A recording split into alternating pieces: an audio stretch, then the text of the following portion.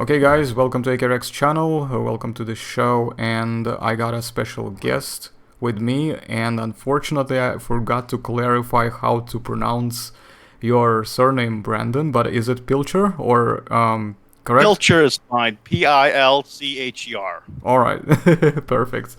Welcome to the show, mate, and I'm glad we're finally getting a chance to talk, first time ever, and I've been following you for a while. And Yeah. you have done quite cool pieces of work, and I'm just gonna, while we talk, and tell us a little bit about yourself, and I'm just gonna drop some of the artwork that I've personally saved to my folder here, and just gonna drop it into the general chat for people to look. And in the meantime, please introduce yourself to my viewers and to the audience, and just tell us what you like to do. I'm an artist living in Fallbrook, California. I was born in Singapore, actually, as an expat. My parents moved around a lot, basically. But I went to college in three colleges. One is UCSD. That's where I got my. That's actually where I got my BA in biological anthropology. I also went to Monterey Peninsula College. But for basically just trying, that was the first college I went to. That's basically where I was just trying to figure out what I wanted to do with my life. And then next I went to Coleman University to study video game design and development. But basically now I'm right here, and I'm basically a stay-at-home, self-employed artist and writer who basically draws pictures and writes stories, and mostly short stories. There is one novel I'm working on, but it's not really paleontology related, so I'm not going to talk too much about that here. But I like dinosaurs. Dinosaurs have been my first love. And other prehistoric creatures. Yeah, they've been the first thing I was really into. Yeah, I think I got into them when I was like 3 or 4, and I never lost that love. Awesome. So I've dropped some images, as you can see in the general chat, that I don't think all of them uploaded successfully, so it's gonna take me a while to figure out which ones haven't uploaded. But Yeah, I think they're all there. yeah, they're all there. But feel free to plug in your Facebook page and Instagram whenever you want to. And I just picked out some of my personal favorites that I really liked, and just thought they looked absolutely dope. And so I will say there are some interesting ones that I see where you have humans with dinosaurs as well. Well, also very nice illustrations on both accounts, both as in like both the human figures and the dinosaurs themselves. And I must also add that the environment looks pretty cool for the style, especially. It's very hard. This is what one of the things that I like about it. It's very simple, and not to be obviously kind of nitty-gritty about it, although it does look a little bit cartoony, but it's actually very good type of cartoony, you know. It's almost what do you say, you know, if you look, this would be something that I would imagine Land Before Time to look like, basically, in some kind of reworked version, perhaps, without it being 3D, but at the same time kind of maybe enhancing it a little bit, if so to speak. Yeah, I think I guess it would be a bit like what you see in the later Land Before Time sequels. I mean, I haven't seen them; I just seen clips of them. But yeah, I think the later sequels that they put up, because there's a lot of sequels, I think they kind of look like that environment-wise. Yeah, it's pretty much. I mean, even some of the, I wouldn't say obviously the earlier ones. They are just they obviously stand out too much. You can even notice how, especially in the second movie, I noticed they have their Tyrannosaurs looking overly chunky in some areas, and proportions are just completely off. The legs are just insane, with the length, and it's just all over the place a little bit. But then as they go a little bit later, they sort of at least try to fix that to a degree, but while keeping the aesthetic. But I just think what I like about this aesthetic is that it's actually trying to look like they are real, like this Giganotosaurus here. Or is it Carcharodontosaurus? Yeah, the green one is a Carcharodontosaurus, I think, where you have Yes, three. it's the Carcharodontosaurus, an African dinosaur. That's right, yeah. And oh yeah, and then the one below that I posted, that's a Giganotosaurus that you've done. Yes, that is. Yeah, because I start noticing first without zooming in, I thought they were the same dino but in different coloration. Then I noticed there's obviously the skull differences, the in the crests and brows and stuff like that on the snout. So that's how you tell them apart, guys, in case you didn't know already. Yeah. So I also noticed some cool. You've done some map drawing. I presume that's for your novel that you're working on. Not polio related as you said, but it's still very interesting nevertheless. Yes, Um, that's it. and I also I'm trying to understand. See the bit where it says the red land right at the bottom. This is where all That's the basically an ancient Egyptian term yeah. for the Sahara Desert, basically. And of course, all of this is basically sand, so it's not meant to be just empty space that you haven't yet touched on. It's actually literally just desert, you know, sand all over the place, right? Yes. Cool, awesome stuff. And by the way, guys, apologies for any background noise. Nothing I can do about that because we are about 30 or 40 minutes drive away from the airport here. So occasionally you may hear planes flying around, and if it's a big one, it's gonna be pretty darn loud. So, but given the current situation, I don't expect a lot of planes flying, which is actually not a bad thing. You know, it's been awfully quiet in that sense lately. So, I wanted to ask you something about whether or not you have considered, or maybe you have already done it, but I'm not aware of it, doing this type of artwork and maybe designing your own book, but maybe for younger audiences, because this is a very kid-friendly type of thing. Oh, hi Jeffrey, by the way. And I've been wanting to know whether or not you have anything of this made already, or are you planning to, if at all? I haven't really made anything for kids. I mean, I could. I had to learn. I'll have to figure out how you arrange a children's book and how those things are published. But yeah, I could do that sometime in the future. It'd be a way to make money and show off my art to the world as well, and maybe educate the kids on some things because a lot of kids' books on dinosaurs are kind of full of either misinformation or they're not or are obsolete science, basically. Yeah, I agree. And as you know, on my channel, since you are, I believe, one of my both subscribers and listeners as well, slash viewers, you would know that I like to call out these things quite a lot and point them out where it's appropriate. And it's one of the things I focus on quite a lot. So why don't we talk a little bit about what are your it's one of my favorite questions for any guest really, but what are some of your pet peeves about the current trends in the community when it comes to that? And feel free to say whatever you like, by the way. This content, by the way, guys, it's not for little kids, so we can occasionally use cursing words if we see it appropriate, just so you know. Anyway, Brandon, sorry, continue, mate. Well, I guess it's the big thing that bothers me is the hypocrisy I see in some paleo artists. I mean, they always talk about how they want everything to be paleontologically accurate. Like they'll be very hard on the Jurassic Park / World movies for their paleontological inaccuracies. And don't get me wrong; those movies are indeed inaccurate. Their science is basically held over from the '90s at best. But then they go and put feathers on dinosaurs that probably did not have feathers, or they put lips on dinosaurs that probably that I don't really, at least I don't think they had lips. They probably looked more like crocodiles because they're or birds. In that respect, they probably had a. I kind of agree with Thomas Carr that they probably had a cracked skin on their faces that probably looked like a crocodile. I mean cracked keratin on their faces Yeah, something that like that. ran up line. Basically, I was that kind of ever since I read what I saw your interview with Carr. That kind of influenced how I see these animals. Basically, they're basically a facial been closer to what you see on a crocodile or maybe a bird in the case of beaked dinosaurs rather than a lizard like everyone's advocating these days. The funny thing to It just seems understand. that Oh, yeah, sorry, you go first. it just seems that people are. It just frustrates me that this lips and feathers thing is so popular, as you know, and even though I think that's bullshit. I think that I think it's overrated, basically. It's my the reason why there's a reason why I asked this, and I sort of predicted that this was going to come up at any point because this is a very common thing about the modern trends in paleo art, especially, and just generally, even some notable members of the community also, subscribe to these trends. But there's absolutely no justification or reason to subscribe to them. and they try to come up with something that, like from a mathematical point of view, as me and Jeffrey recently had a video discussion on, in terms of how you can make, philosophically and mathematically, you can make something internally consistent.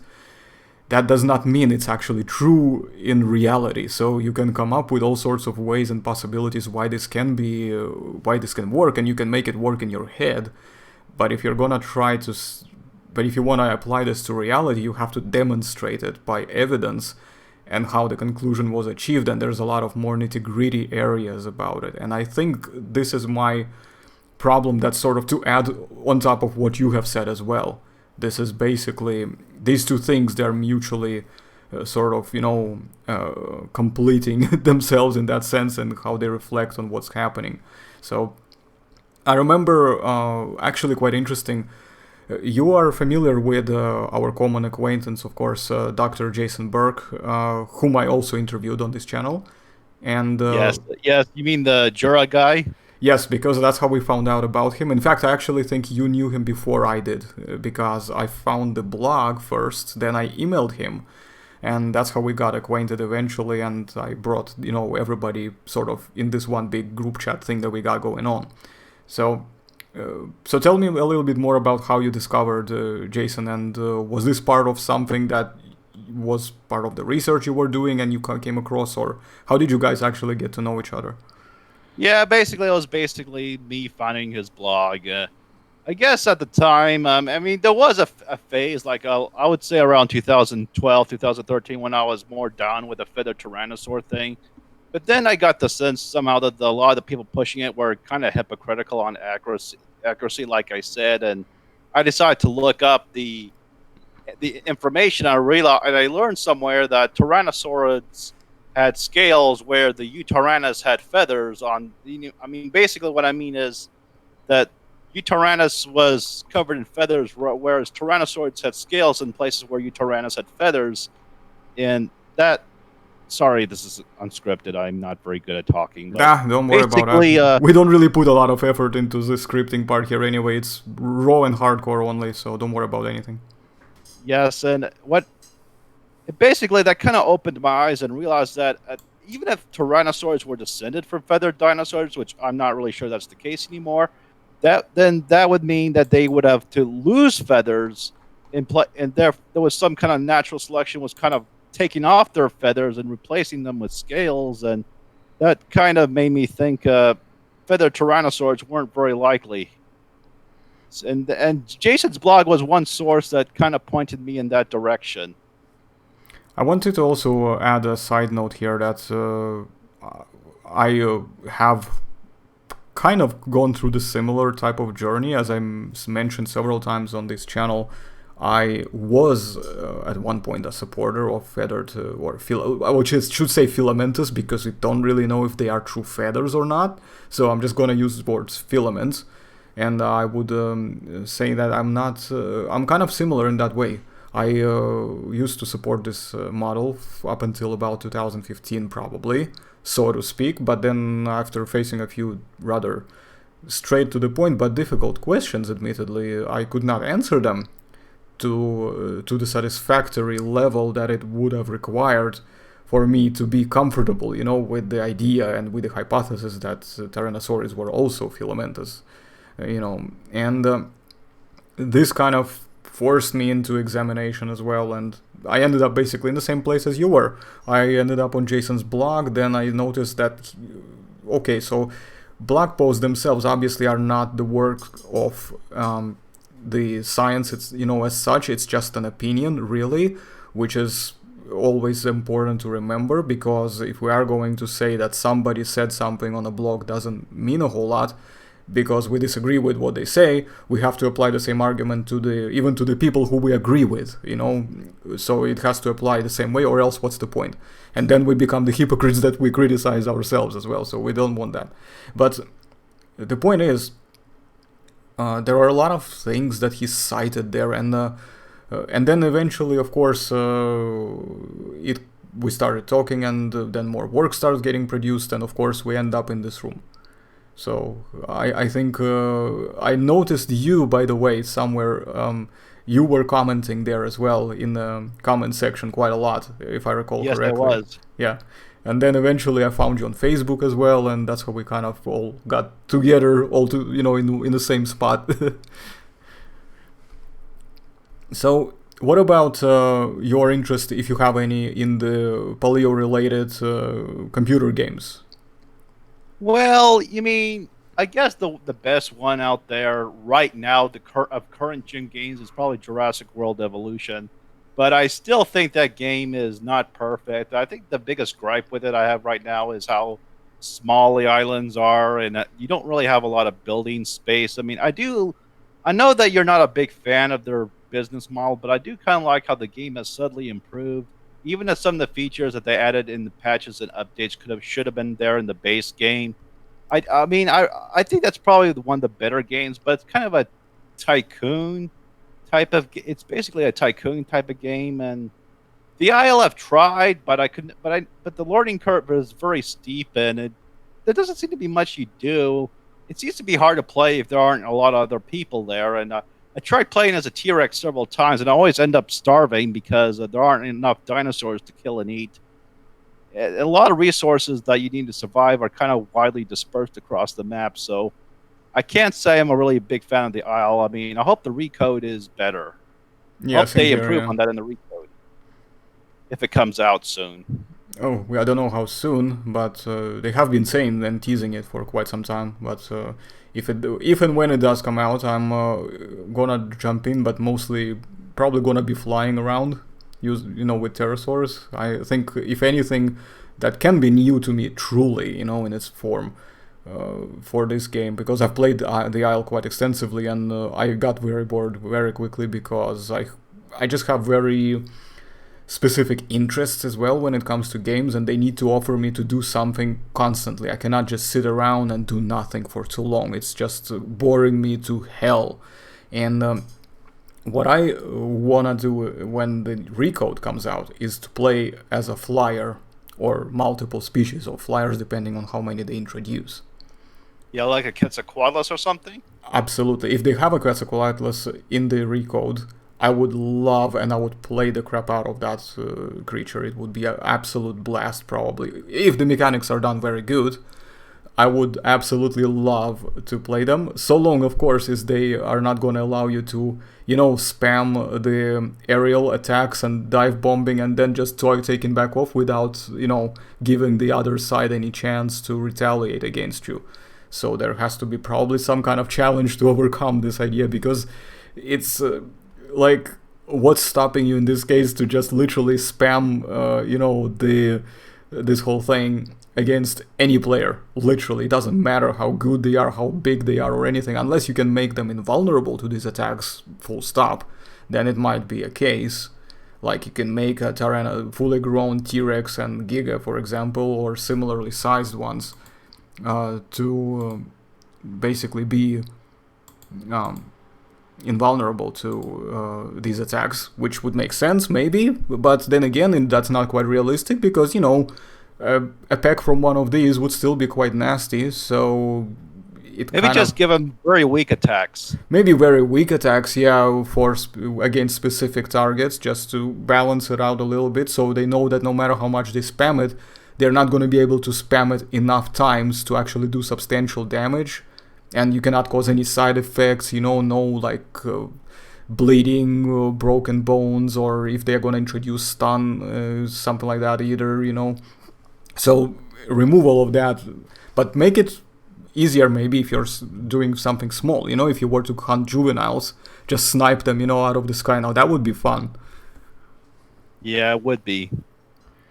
It And kind of reminds me of an old game from the I used to play when I had a PlayStation 2 called Turok Evolution. In some of the levels in that game, you could basically ride a Quetzalcoatlus and shoot bombs out of little guns mounted on its wings. That was challenging, but I guess it brings back nostalgic memories to think of that.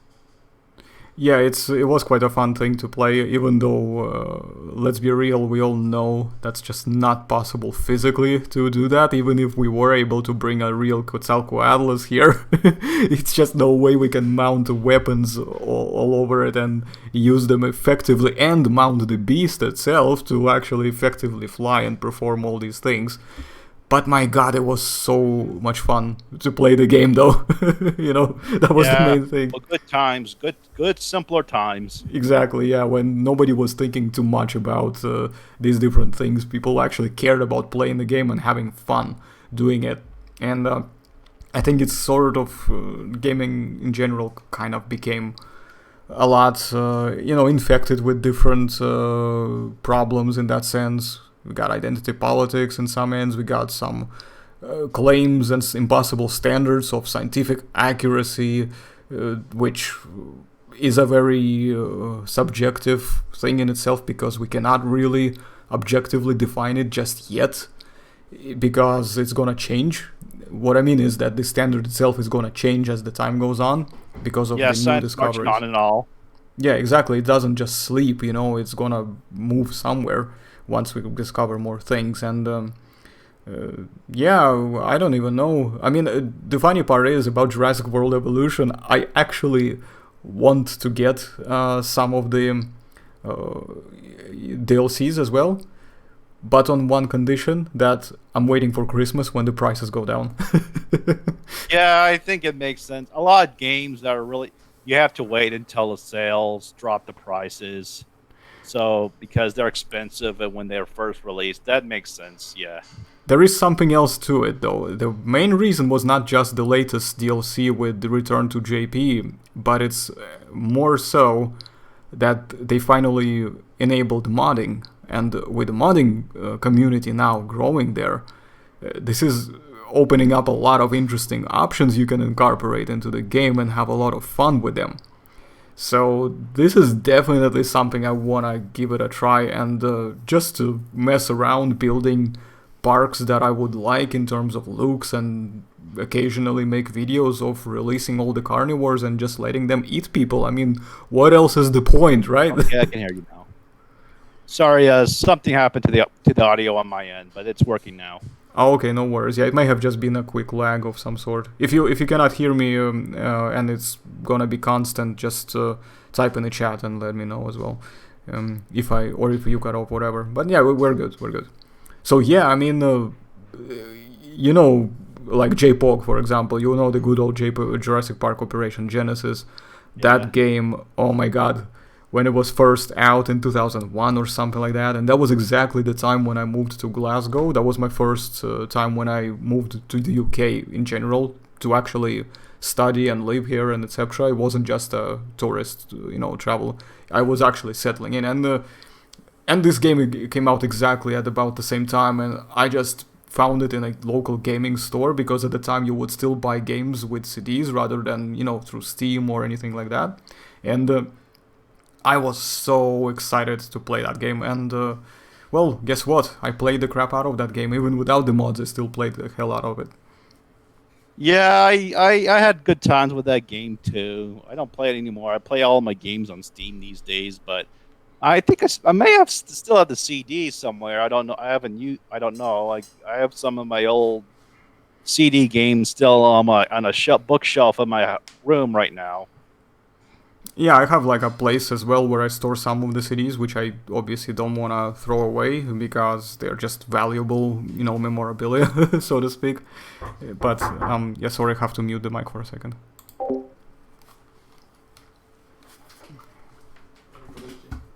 Лёнь, мешаешь, что такое? Извини, но... Извини, просто, наверное, мама сначала говорила Арсен. Я не могу подойти, я занят, я работаю. Арсен работает, мама, извини.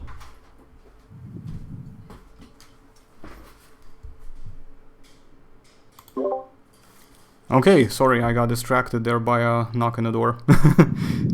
Okay, so... Yeah, it must have been one of your roommates. No, it was my brother. But anyways, the other one I wanted to bring up in terms of the nostalgia, and you probably can guess what it is. It's a Dino Crisis. Oh, I never got to play that game, but that's something that if they're going to reboot another game or remaster another game, that's probably one I would not mind seeing remastered That's the and same trying case here, out. yeah. Especially the first part for me personally, I would love to see it remastered properly and just really get nice cinematic like effects with what we have in some of the recent games, you know. That would be really dope to see that sort of stuff in Dino Crisis. I mean, we know the story generally, so we would probably be mostly replaying it, but we could maybe enhance the gameplay, maybe give it a bit more freedom to move around the certain areas of the map, a little bit more, you know, in terms of what sort of things you can do, maybe allow more, you know, places that you can climb. So imagine a hybrid of Dino Crisis, maybe with Trespasser and with basically modern adaptation in terms of the visuals, provided that of course you will still be able to run it on your PC and stuff. Yeah, that'd be great. And There's also another game I played when I was a kid called Carnivores, which was basically a hunting game, and yep, on which you hunted dinosaurs on these big open world maps. And I, they did try to reboot that recently, called with something called Carnivores. I'm trying to remember what it's called. I think it's Carnivores Dinosaur Hunter HD. yeah, something like that. I haven't played it. I've only seen some gameplay, but it does have a bit of an improved look, maybe. I think it just gets to the point where I think it just got really repetitive. You know, it became a grind. But Yeah, yeah. the Boomer saying There aren't there's really a lot of dinosaurs or a lot of maps to hunt on. Unfortunately, it kind of feels unfinished to me. Z Boomer in the chat says that there are presumably mods for that game as well, which is interesting. I would have to look and see if there are any good ones. Who knows? Maybe if there's like a lot of maps and I know stuff. people make mods for the old Carnivores games. I haven't tried those, but there's a guy called Soaring Target on YouTube who basically showcases these mods for the old Carnivores games, and it's pretty entertaining to watch them. Yeah, probably. Okay, so yeah, the Carnivores Triassic apparently was a thing. Jurassic Park Revolution.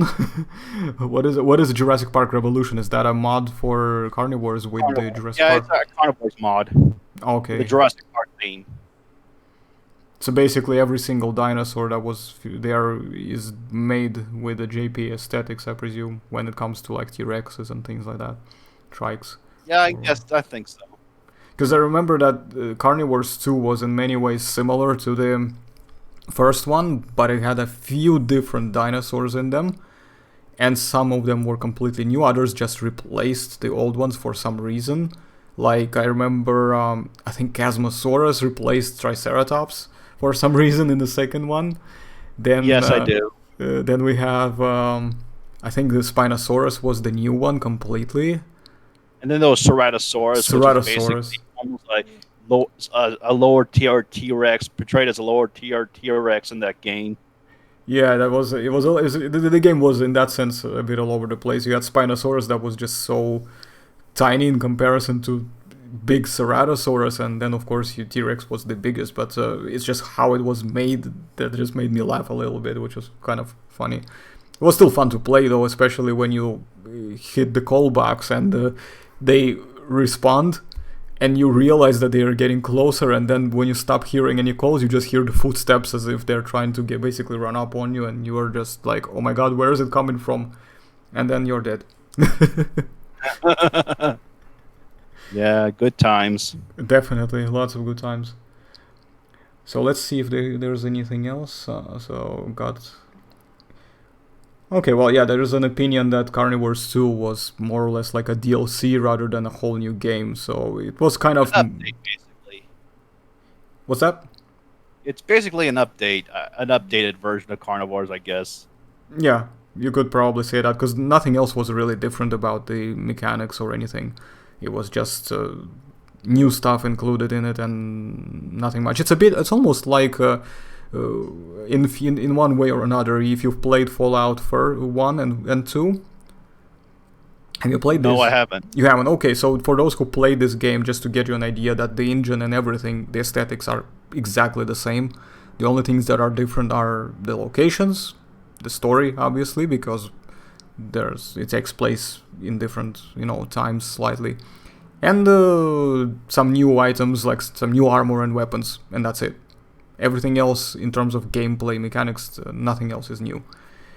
So yeah, it was a very common thing. It's like a 90s thing when you would keep the aesthetics exactly the same and the controls exactly the same, with maybe a few minor exceptions. And the only thing that was new was content, because back in the days, remember, modding was not really a common thing. Yeah. So, what other cool things that you can remember in terms of the Dino games that you've played and enjoyed the most? Dinosaur games that I enjoyed the most? Yeah. Yeah. Aside from it's been obviously a while JW since Evo. I really played a lot of games, really. I mean, I still play games, but it's very occasional. It's not always dinosaur games. Well, I guess I'm trying to think of another dinosaur game that I played recently. There's the Turok games, which I liked as a kid, but Did you like the 2008 version, by the way? basically expansion pack for Zoo Tycoon that added dinosaurs. That was fun. Yeah, the Zoo Tycoon. There was the first one as well. Yeah, that was good. And there was, I think, there was an expansion for the second one as well. Pretty sure Yes. there must have been. Yeah, there was also an expansion for Wildlife Park, I think, too, that had both some prehistoric animals and dinosaurs as well later added, or something like that, which I played as well. But that was so long ago. I like the Zoo Tycoon though. That was very nice. I used to do so many crazy things with Zoo Tycoon. Yeah, good times again. So we got Sorocon, Jurassic Park for Game Gear. That game brings a tear to my eye for conflicting reasons. I have not heard of a game of. I don't know what Game Gear is exactly. I think it's something that. Okay, there are several. Okay, he's typing. Oh, Sega's I handheld, yeah. played that one. Yeah, I don't think I've played that either. There was definitely one, I think it was for. Was it for Sega Genesis? There was a couple Jurassic Park games for Sega Genesis that were back in the days. There was one that's just Jurassic Park, and there was one called Jurassic Park Rampage Edition. And I specifically remember enjoying playing the Rampage Edition for some reason, because it was actually the game that both me and my grandfather actually played. Like, he would be at board sometimes, just at home after work, and he would just sit down and be like, okay, let me give it a try, and he would just like run through the whole game. So let's see what else we got.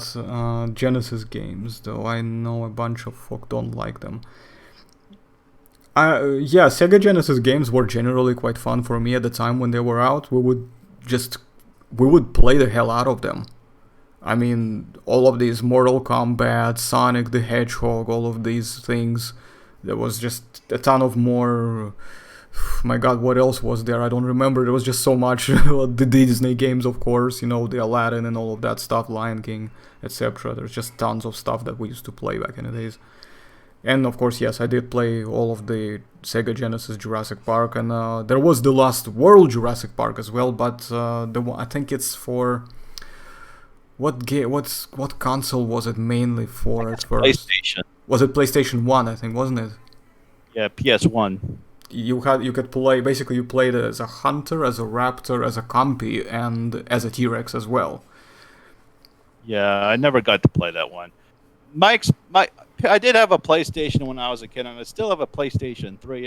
I don't really use it that often, but yes, I'm mostly a PC gamer, but I have but PlayStation is the other console I have experience with.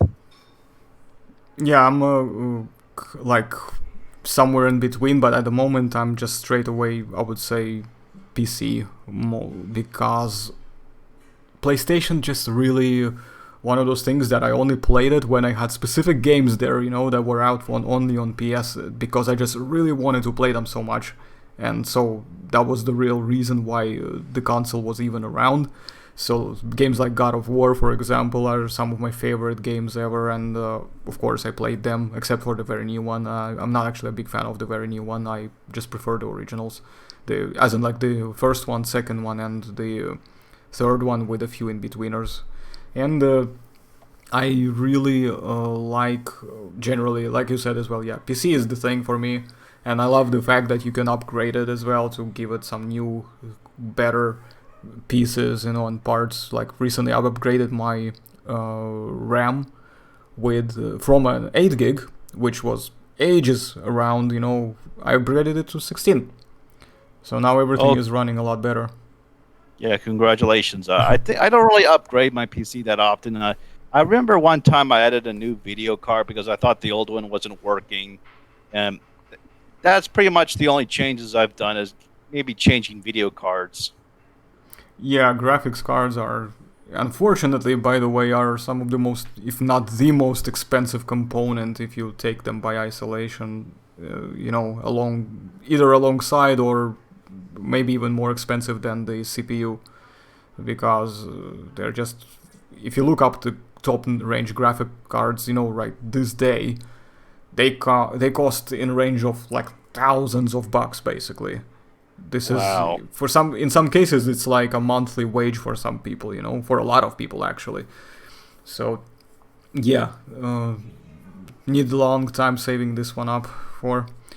So let's see some comments in the chat. So the problem with modern games is that they mostly develop them to fit their ideas or try to make games to just make more money. Like, anyone here want to say something about the I don't know much about Resident Evil remake. I've not been, surprisingly to some people maybe, I've never actually played it. I've seen some. Same here. What's that? I haven't played it either. Yeah, I've never been into it, so I don't actually know anything about it. The Last of Us 2, there is quite a big scandal about it because of, presumably, I think they inserted quite a lot of identity politics in it. Surprise, surprise. Not. And they basically leaked it by accident because somebody leaked the spoilers. And that's when people found out what's happening, they hated everything about it. And they are now literally just boycotting the whole thing. So it's kind of turned into a big scandal, and every channel who is actually trying to cover this story of what's happening about this game and whatever, and the leaks, they get copyright strikes for no real reason. There's no justification. So illegal copyright strikes. There's just so much stuff going on with that. And I don't want to get too much deep into it, but those of you who are interested, just look it up on channels like The Quartering, Geeks and Gamers, and etc. And they give you enough info in terms of what's going on, and they are already tackling the issue because they've been hit a couple times as well by these guys. But yeah, there are unfortunately problems that I see with a lot of games as well, that the so-called game journalists try to spin, as if it's a good thing, but oh well. Yeah, that's you turn them against me. Yeah. You have done that yourself. Yeah, perfect. Well, I'm Yeah. not that familiar with The Last of Us either, so. Yeah, I haven't played it either, so to me it's just yeah, exactly. Get woke, go broke. That's classic mantra right there. And as far as I'm concerned, I'm only just supporting products that I enjoy and that don't have this kind of nonsense in them. I have yet to try and play the Jedi Fallen Order. I know what's gonna happen there. I already know the spoilers, but I just really want to experience it for myself. And there's something interesting about Star Wars these days as well that I absolutely hate about the state that it's in. But there are some good things as well that kind of happen in between, which I really enjoyed, I would say. Well, if we're talking about Star Wars, I'll just make it brief. But the Rise of Skywalker, I totally predicted what the big twist about Rey and her ancestor was going to be. That's just one thing I'll say about it. Can you get closer to the mic a little bit, please? How much they want to my nostalgia. Sorry, you got a bit further away from the mic there, I think, because you faded. Well, what I was going to say is that if we're talking Star Wars, I'll make it brief. I totally predicted what the big twist about Rey was going to be in the Rise of Skywalker. That was, I mean, it was completely. I called it basically, and people probably know what that is right now. Now that's been out for a while, but yeah, it kind of goes to show you how desperate they are to mine nostalgia.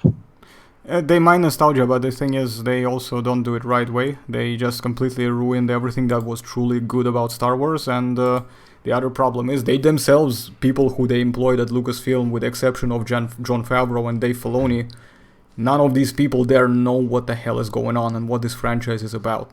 They don't understand Star Wars. They don't know what Star Wars is and what it's supposed to be.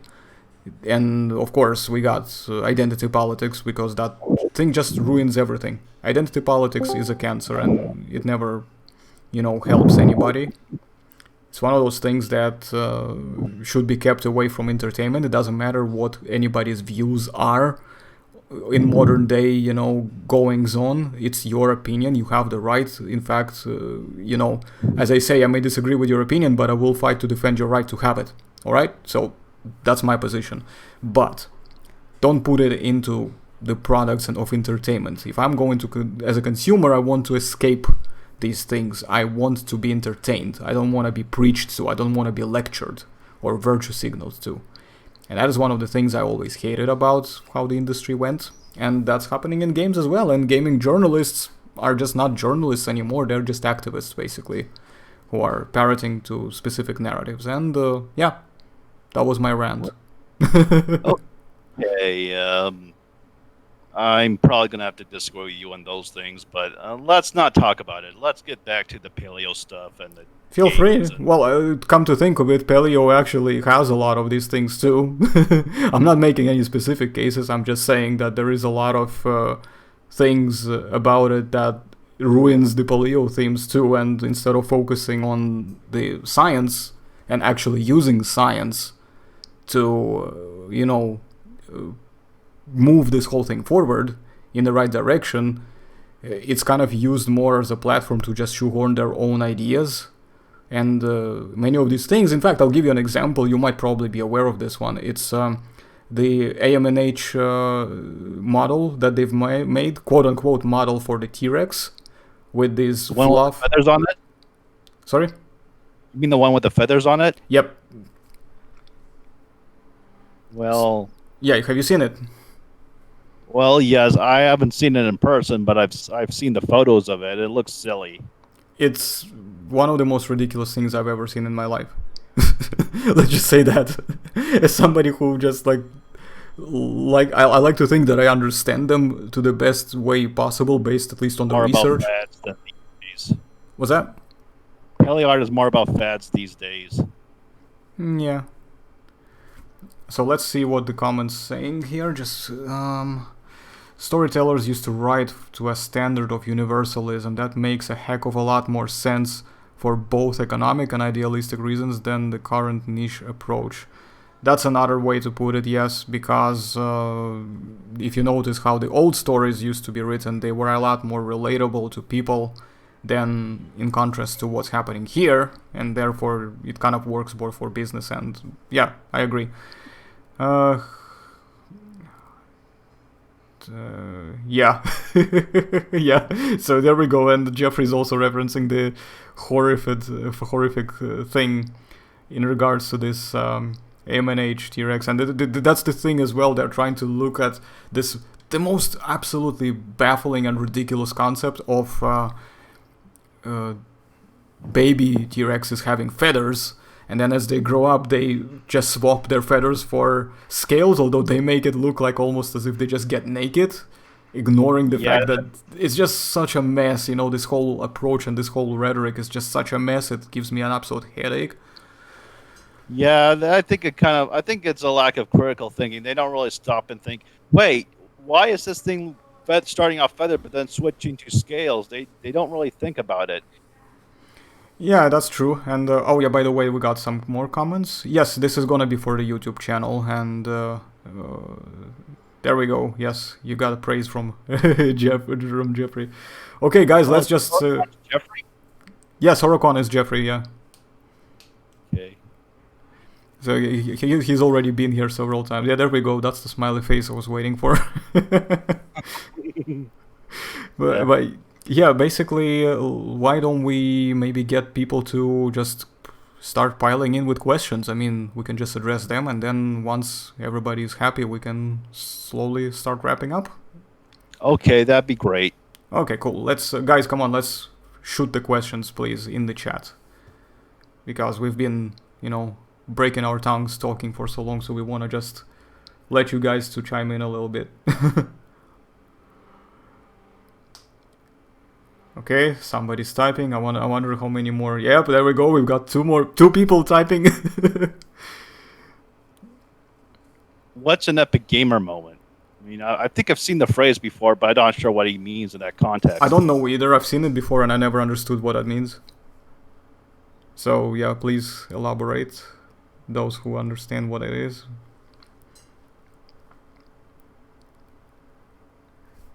So let's go back up a little bit, and I just wanted to quickly point out something really nice that I've really liked. It's this Stegosaurus drawing that you've done, and with the poster. That's a poster, right? The one where you got the boxes with the text in them. Yes, that is yes. You know what? Do as many of these for different dinosaurs as possible. That would be so amazing to have a whole series of them if you can. I think that's just so like awesome. Yeah, that'd be great. I could make a lot. If as long as people know where to find it, I could make a whole lot of money off that, and it'll be fun. Yeah. And informative too. Exactly. Yeah, you could just sell your own posters and just make a whole lot with these different, animals that you are comfortable drawing. Because I've seen you draw a lot of other stuff as well. So there's obviously Tyrannosaurs, there's Ceratopsids, there are Terrabirds, the cats as well. There's the Glyptodont right here, and there's all sorts of stuff that I've seen you draw, and I think you could really do some cool stuff with it. So, what appeals to you about the animation comic style of art as opposed to, say, realism? Brandon, do you want to take this one? Well, I guess it's maybe it's partly I draw it in a more cartoony way because that's a bit easier for me. I'm not great at realism. I'm not that great at realism. I'm probably better at. I guess I just feel like I sell more the cartoony or animation style. Of course, there's also the fact that I grew up on a lot of animated movies and cartoons, when like a lot of millennial people, and that's probably influenced me in some way, especially Disney and DreamWorks animation styles. I mean, especially the 2D animated style, not so much the 3D, because they're all switching to 3D these days. Yeah, I was gonna add as well that also it's not really common to see people really put a lot of effort into this kind of cartoony style. It mostly, most of the stuff that I see doesn't feel like, there's sometimes you look at the piece of work and it may be a decent piece overall, but when you start really looking at it, gives you a feeling like it's not finished, like as if there's more that can be done to give it a bit more angle, a bit more edge. Yours ones, yeah. I feel like at least look like they're finished work, when you look at both the human characters, like this one, I presume it's from the novel or something, the one with the archer basically with the plumed that's not a character from the novel. That's a separate thing. Oh, it's a different thing. Okay, cool. Yeah, but you get the point. This one is with the plumed thing majiggy on the head, right? So that's quite nice as well. I mean, it looks like a cartoony, but it looks like it's a finished piece of work, and everything else does as well. It doesn't look like I would want to add anything else to it, or it doesn't feel like it needs to be greatly enhanced, for example, beyond reason or whatever. Yeah. And what's the other one? This Albertosaurus with the Rhinoceratops. And this is also another example I wanted to highlight. I noticed that, how I always rant about dinosaurs being colored in bright colors? When you have, like this one here, you have a very bright blue frill on it.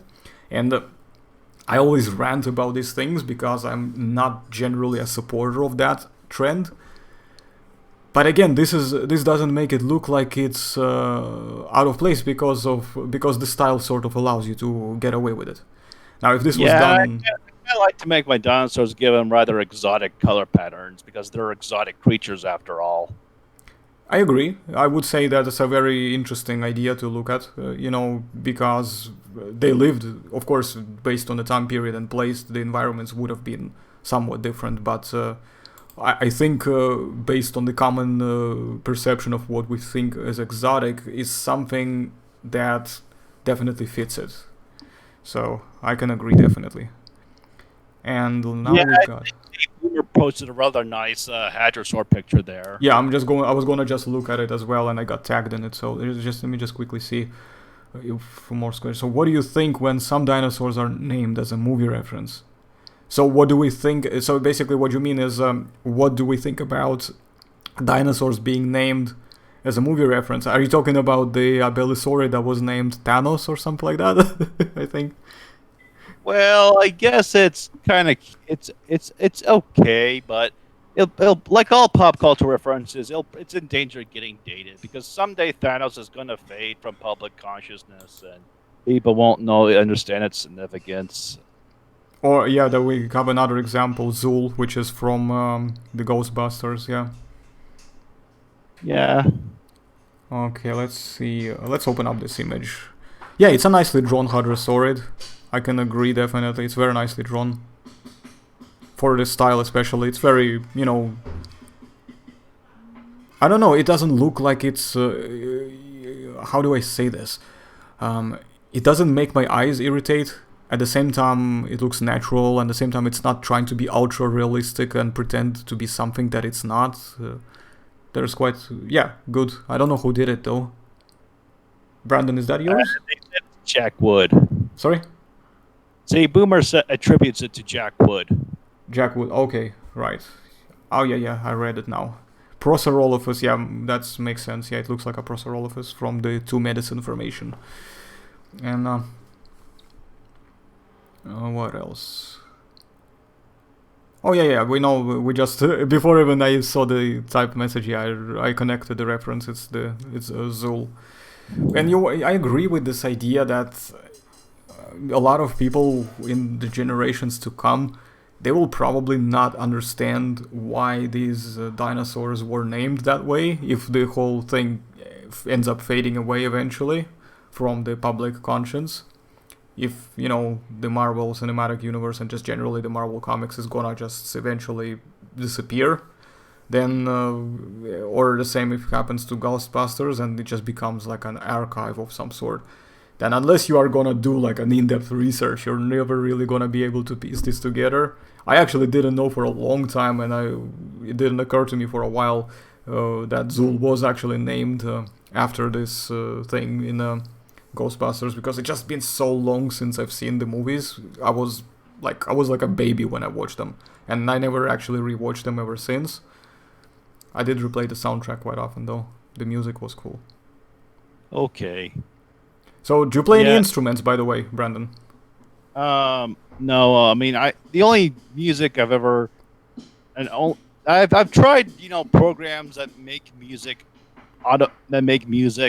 on the computer, but I never really understand how to use them, and they don't really produce that good music. Yeah. I don't play any real instruments like drums or trumpet or anything. Yeah, that's alright.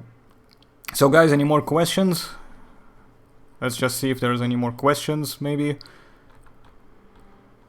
By the way, Jeffrey seconded the idea with the whole research poster thing, and he's willing to give you some help, of course. Yeah, I know where to refer to him. I know he's in a private chat we have on Facebook. Oh, what's my standard on sauropods in general? Like, standard? I don't know what they mean by standard, but...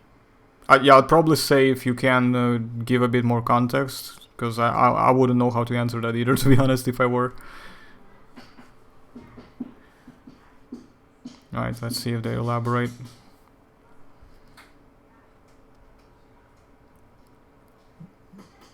Well, I guess I interpret them to be big. Well, how I interpret them basically just big herbivores living in savannas and eating leaves from trees. Yeah, I don't really not sure how to answer that either because it's kind of vaguely worded. Yeah, I mean, is it asking to describe what you think is a sauropod, or like I'm not sure either. But y'all think sauropods are depicted too often as gentle creatures? Well, I mean, I suppose they probably would ignore most threats, but I suppose if something tried to eat them, they would try to defend themselves and maybe crush them. It probably very dependent on species and temperament. It was probably not one size fits all thing when it comes to temperament, but they probably weren't. They probably could defend themselves if they really had to, but most of the time they probably just relied on size. I think it's also very interesting, pun that you brought up there, one size fits all, because that also does not apply to their physical attributes either, because we have so much diversity in sizes between sauropods. Yeah. So that was a nice reference there. And I don't think they were always the so-called gentle giants. I think they just minded their own business, and if nobody fucked with them, then they would not do anything to you. But if you try to, poke it too much for their comfort, then they'd probably sort you out. Yeah, I think he's referring to I think Jay Boomer is now talking about bizarre creatures with filaments and air sacs. I think he's talking to the work of Brian Eng, who Oh yeah. I think honestly, I think Brian Eng is the artistic equivalent of a troll or a clickbait artist. The funny thing is, and I'm pretty sure I would have said something at one point about it, because he was, as I like to say, a collateral damage in terms of me roasting this National Geographic article at one point, and his artwork was part of that roast too, because let's just be real, it's clearly a bunch of fantasy bullshit that was there. And I had so many hilarious comments, trying to defend them and saying something like, but his speculation is well informed, and then I respond, well, exactly, it's speculation. That's what I was saying, that's the point of my video. The point is that it is speculation, and therefore it's fantasy. So I'm not sure what your point is. You're just basically highlighting what I said. Yes. Yeah, I mean, I don't mind speculation in paleo art every so often, but you do have to note when it's speculation or hypothetical.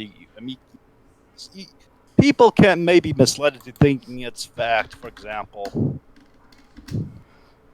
Yes, speculation is fantasy, because it implies that you're not actually using the real evidence or information, and you're you're speculating, basically coming up with ideas. It's like an idea, so to speak. And if you're playing with an idea rather than with what is supported by evidence, then by definition you're already dwelling into the fantasy land. So yes, you could say it's a fantasy. Quite easily, in fact. Me and Jeffrey have touched on it in one of our videos as well, and he elaborated more, but if you want, Jeffrey, if you want, you feel free to type what more a little bit, in a better wording, because Jeffrey's English is just better than mine. I mean, he is an English major anyway, so that kind of makes sense, I guess. And because English is not my first language, so. And all right. Speaking of, by the way, have you actually had any hands-on experience with this All Yesterday's book? I've never actually held it, but I know some of the content that is in there. So have you had any experience yourself, Bran? I'm afraid I've never touched the book either. I've only seen artwork taken from it. I'm kind of the same boat as you here. Fair enough. Yeah, it's a bit like, basically, there is obviously going to be some degree of speculation perhaps involved, because you're gonna have some gaps that you need to fill in if you're trying to make a reconstruction.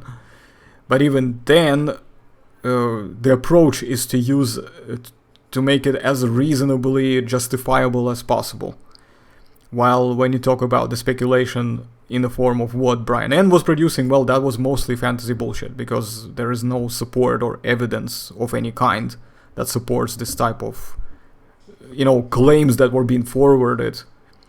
in a sense. It depends which ones. Paleo art, what are you talking about? I mean, and how do I quantify most? Which ones do I look at, and which time period, which context?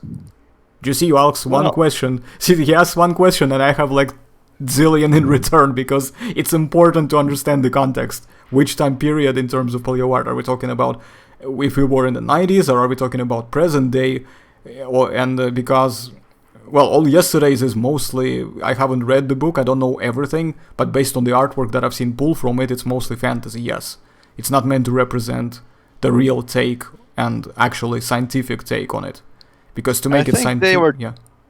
I think it was created. I think my understanding is it was created to basically show things in a different light from what was normally done back when it was drawn. It was basically shown. It was basically an alternative takes on dinosaurs, sort of thing, which is not necessarily bad, but people got carried away with it, I think. And wrongfully so, because the book itself actually promotes itself as just a speculative, alternative, as you said, view on things. So many people were just using it as if it's a referential kind of material, which it's not. And I don't know really much, I cannot really comment much about the picture of troodontid babies nesting in the log. I mean, I don't know whether it would be physically possible or not, but again, maybe, maybe not. Do we have the evidence? No. Doesn't seem that ludicrous. It doesn't seem that ludicrous. But at the same time, yeah, it's not far-fetched either. But I guess I agree with Arson here. It's speculative behavior. Does it equal fantasy? Well, the thing is, maybe, yeah, because we don't actually know. We don't actually know what it was. I think fantasy is probably when a dinosaur is doing something we know it could not actually do. I think the fantasy is more obvious when it involves something that could never happen or could never be. It's not necessarily something that could be possible. But then again, there is another take on it. There are many things, if we look at fantasy as a genre fantasy, there are many things in it that happen which we know make sense in most cases where it's a fantasy which is close to realism. For example, like George R.R. Martin's anyway, in most cases, they are close to reality in terms of the suspension of disbelief thing. So even though there are many fantasy elements which are made up, they still are explained as they are in terms of being internally consistent. So just because it's a fantasy, what I'm saying is it doesn't mean it cannot be internally consistent, but it might still be a fantasy. That's what I'm trying to say. But that's my kind of view on it. I mean, there are many different views on it, so it might depend on which view you personally take on it. It really does depend. I think it's not something that I can probably summarize as one universal rule under, an umbrella of some sort. But that's at least my perspective. And okay. But it's a good question to ask, though. And, yeah. It depends for me, because sometimes I use some behaviors for some animals when I look at theropods, because some people use eagles or falcons as an example of how theropods would behave. I think that's kind of extrapolating from one group of animals to another. That's not always unreasonable, but you have to consider the physical constraints that the animals, or how closely related they actually are. It's not just that as well. It's the fact that they were designed, these animals, by evolution to be a certain way. And by implying that you're modeling this behavior on them only means that they would practically be the same animals but in a different skin, which is not the case. Yeah, exactly. This is why I have multiple issues when it comes to, using modern animals as a reference, because there are certain behavioral comparisons that I think can be done, which are quite good, but there are also things that need to be considered whether or not they would actually be consistent when, I don't know, we know for a fact that based at least on a relationship, and again, it would be an extraordinary claim to say otherwise, that dinosaurs were not breastfeeding their babies, because not only we don't know whether or not any of them were giving live birth to begin with, We also know cases of animals given live birth without breastfeeding, and we know that it's an exclusive mammalian trait as well. So yeah, dinosaurs would not have had mammary glands, most likely. that's what I was gonna say. Yeah, that's very. If it were the case, it would be extremely unlikely, and this is why I would say this would be. While we don't have anything to verify this directly, it's still in the realm of extraordinary claim. So let's see what else.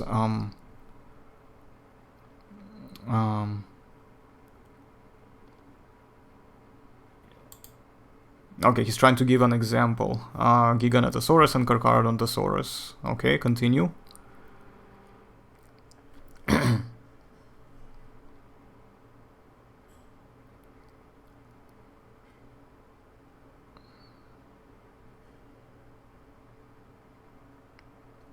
By the way, how much time do you have on you, Bren? I think I should be heading out soon. Sure, Right no now, worries. my- Let's see if we can tackle a couple more questions, and after that we can just thank the audience and wrap up, I presume, right? Okay, that'd be great. Yeah. Just make it nice and simple. And I think it made a good overall introduction to the audience and people. I think many people who have come here anyway, they would have probably come across your art before. As we noticed above, there were some people who already knew you anyway, so... but yeah, it's good. It's good. So we have okay, so they're similar skull but different details. So we speculated of what could be the scenario. Giganotosaurus use more their strength on their bite. I think you would have to compare exactly how their skulls were different and see which one would have withstood more pressure. Yeah. And we have no actual studies done on either of them, I believe. And that is also a bit of a bummer that whatever we have for Carcharodontosaurus skulls, they're also not made up of very... I mean, there is decent material, don't get me wrong, it's just not quite as good as some other theropod materials in comparison to like Allosaurus or T-Rex or even Tarbosaurus and stuff. So... Yeah, I'm afraid I think we need more evidence before we can really make claims about how Giganotosaurus or Carcharodontosaurus would have attacked their prey and how they would have differed from one another. I'm afraid I'm not following the train of thought here. So, okay,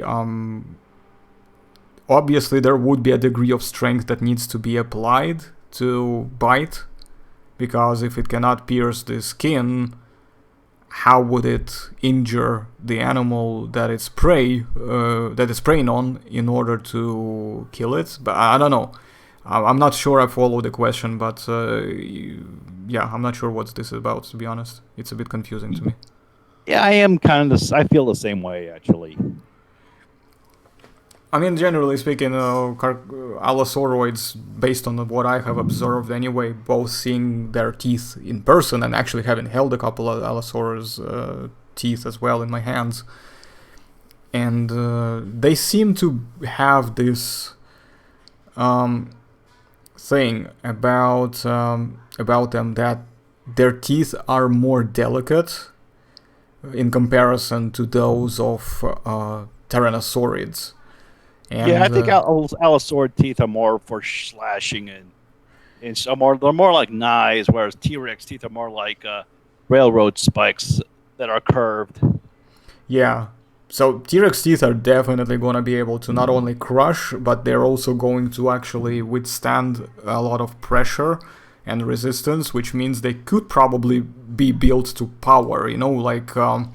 they would grab something, if it's able to grab something by the neck, and it could continue to maintain pressure rather than just using hit and run or like basically, take a bite and then quickly retreat and then just continuing to do that repeatedly until it's enough to bring the animal down. While in case of T-Rex and similar Tyrannosaurids, I would expect that they were able to literally overpower their prey to the point when they would just apply so much pressure that it would either strangle the prey just by the sheer force of the jaws, or it would just snap the bones and eventually cause,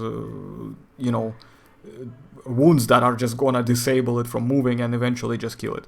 and Yeah. various other consequences. That's how I see it too. So even though we see something like Giganotosaurus to be a very big animal, it still would probably follow a very similar model to its Allosauroid ancestors of the earlier time periods, with maybe Like the Jurassic. Sorry, yeah, exactly. Like those from the Jurassic, because they do have differences, obviously, because we see the pattern and the tendency that they are indeed, like you have correctly illustrated, they have bigger heads and smaller forelimbs. And this is a similar condition we observe in Tyrannosaurids, except that generally they are more narrow built. So their skulls are also narrow. They're not wide, they're not particularly designed, for this crazy stuff. But I think we can all agree on that more or less. And main thing to obviously highlight is that they're still not as well understood as I personally wish they were. Carcharodontosaurids are still very much obscure in that sort of sense. Not a lot of testing has been done on them, if anything. So we just know a few basic things, but that's about it. Yeah, they need more study. So is there anything else, guys, quickly, that you want to ask Brandon? And then we're gonna have to let him go to do whatever he needs to do and wrap up the session. So if you have any questions, please ask them right now. And after this, we're gonna be wrapping up. So yeah, we've got one typing there.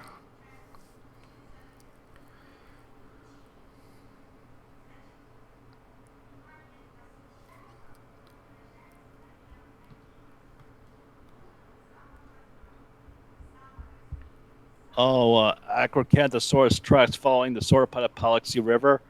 Yeah, I've heard about those tracks. Yep, I heard of them as well. So, okay, there's gonna be a follow-up, I presume.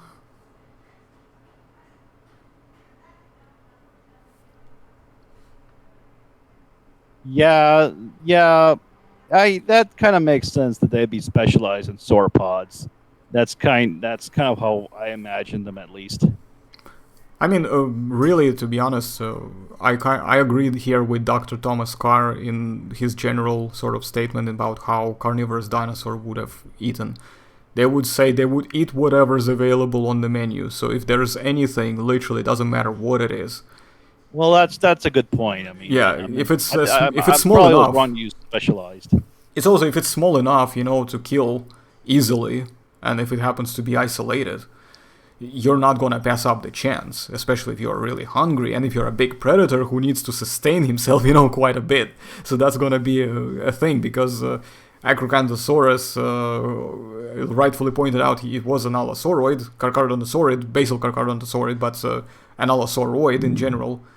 Just like any other big predator in terms of dinosaurs, they needed to sustain themselves, and the best way to do that is just literally get their jaws on anything that's available. And there was a lot of stuff available back then for whichever environment you look at in different forms. I mean, sure, we can look at Sauropelta being armored and all, but if it's a smaller individual, considering that Sauropelta is not a particularly big animal either, then if you look at a smaller individual, I'm pretty sure it would have been quite easy to kill for an Acrocanthosaurus. Like a juvenile, yeah, I agree. Quite easy. And even if you look at an adult, it's probably not going to be as easy, but because of the size difference itself, it might be somewhat, possible. Maybe a bit of a nuisance, though. So, and you know how predators, they like to go for the easier sort of path of least resistance. If there is an alternative available, that's usually the natural way they go about it. So, but yeah, I mean, this could be evidence of them hunting sauropods. And the other way to look at it is that just look at what animals are in the environment in general. And I think, of course, that's going to be a lot trickier when it comes to places like Morrison Formation, where the abundance of both the herbivores and the carnivores living in the same similar areas and similar time periods is going to be quite crazy bucket to dissect. And Jeffrey actually knows quite a lot about the Morrison taxa. And there's also been, I think there was a paper somewhere that I've seen where they do like a locality data set on where each taxa has been found across all the places where Morrison formation was dug up or something like that. It's quite an interesting paper. I don't remember if I've posted it, but if it hasn't been posted yet, remind me and I'll try to find it if I can. Okay. Okay, so we've got a few more. Okay, guys, these ones here. Once you drop these comments, after that we address them and then we wrap, right? Because I don't wanna hold on. How often do you do these conference calls? I try to do them whenever I can, to be honest. It's just a matter of availability and when I am able to do it, to be honest. And if there is another person available to do them as well, there will be times I might do them by myself completely, but I kind of like to invite guests if I can, because it just makes it a lot more interesting.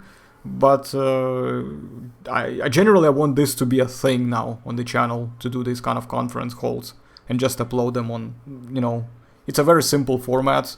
It's very easy. It allows to directly participate for everybody who is around at least. And I just think ever since we've done it first time, it just kind of took off. So let's see what Jeffrey is typing. I have to also admire Jeffrey's composure in case we have brought up certain points where he probably really wanted to, chime in on something, but instead of switching on the microphone and just jumping in, he was trying to stick to the chat instead. Yeah, I don't see him typing anymore for some reason. No, he's still typing. All right, there we go.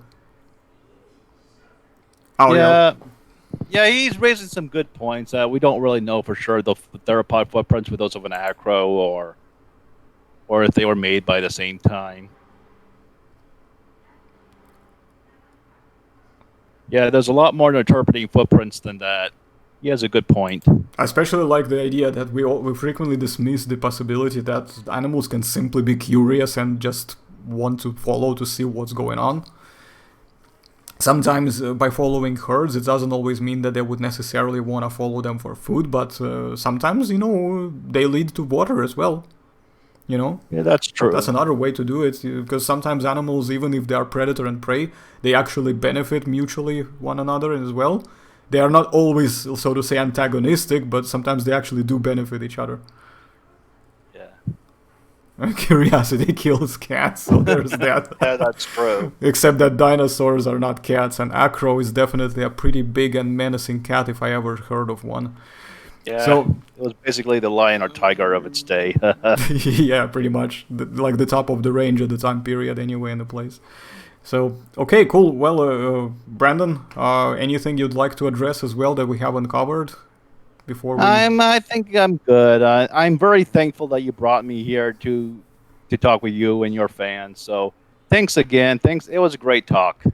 No worries, mate. I was really happy to have you here. It was nice to actually be able to talk to you for the first time ever, by the way.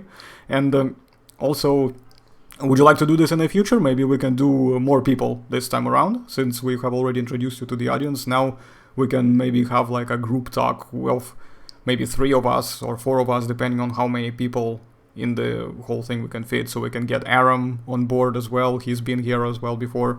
We can get Jeffrey next time as well to talk. So if you want to do that, then let me know as well if you got some interesting Yeah, I'd ideas. love a group chat. Maybe I would love to attend a group chat someday.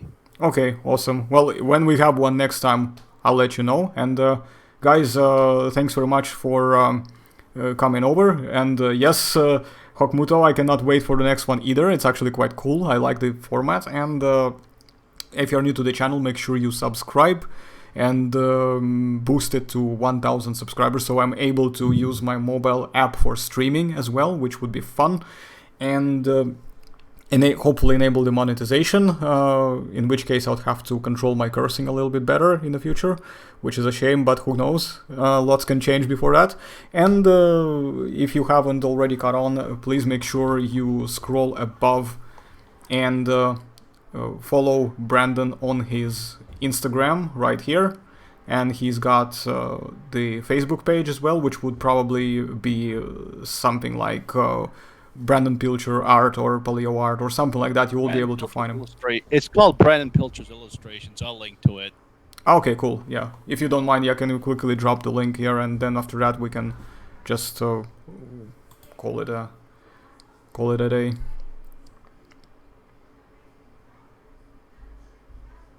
But yeah, guys, this is a great format. I think we're definitely gonna do this more often, and maybe sometime we might try to do it so that we get the listeners to participate in the voice as well. So, although disabling mics usually is the best way to do it, and use the chat instead because it keeps it a lot more neat. So we will try different variety of things, we can try different ones, whoever is comfortable with what, and then we'll figure something out. Yeah, there we go. So there are some people who want to use the chats and it's easier for them and they just prefer to listen, so that's perfectly fine. Anyways, Brandon, once again, thank you very much. It's been a pleasure, and you seem like a really cool dude to talk to, and I'm definitely looking forward to another one, and I'll see you in a group chat on Facebook. Okay, take care. Alright, you take care too, and guys, that was AKRX, and I'm out. Bye-bye. I'm out too. Bye. Ciao.